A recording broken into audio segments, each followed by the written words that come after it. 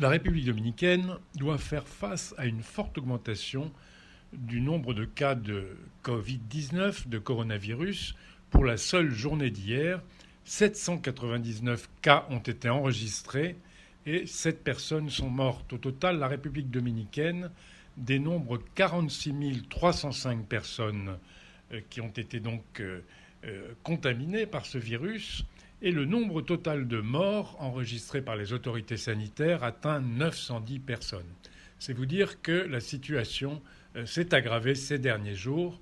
Notamment, il y a une situation de quasi-saturation des hôpitaux, notamment dans la capitale Saint-Domingue et dans la deuxième ville du pays, Santiago de los Caballeros, où les services d'urgence sont absolument débordés.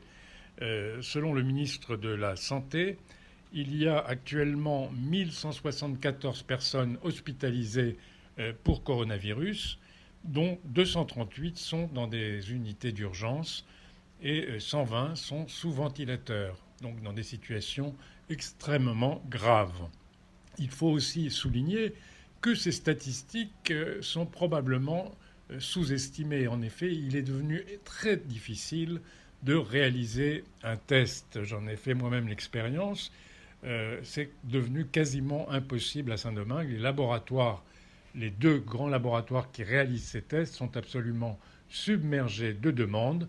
Il faut attendre plusieurs jours avant de pouvoir avoir quelqu'un au téléphone et prendre rendez-vous donc pour réaliser ce test. Selon les autorités du ministère, au total, la République dominicaine a réalisé 194 461 tests PCR, le test qui permet de déceler la présence du virus, du coronavirus.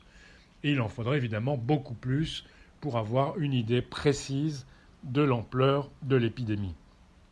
Donc, comme je le disais, la situation est particulièrement tendue, particulièrement grave dans la capitale et à Santiago, mais elle touche également d'autres villes et d'autres régions du pays. Alors, quelles sont les causes de ce rebond de la pandémie, de l'épidémie de coronavirus ? Eh bien, la première cause, c'est sans doute les élections qui ont eu lieu le 5 juillet dernier.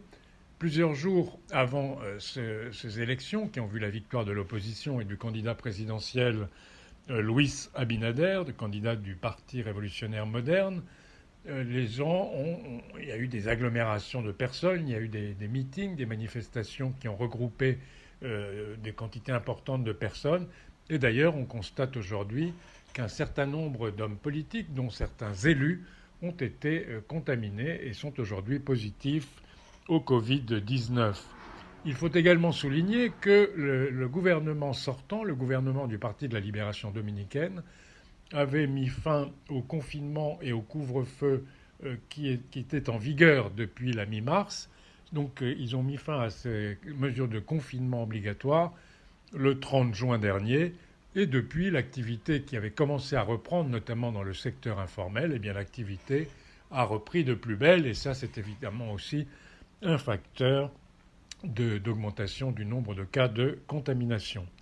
Alors il y a plusieurs voix qui se sont élevées ces derniers jours pour demander qu'on remette en vigueur des mesures strictes de confinement, voire de couvre-feu, notamment plusieurs médecins connus comme José Joaquín Puello, un des médecins ici les plus connus, et d'autres, ainsi que des autorités religieuses, des évêques catholiques qui ont demandé un retour à ce qu'ils ont appelé l'autoconfinement.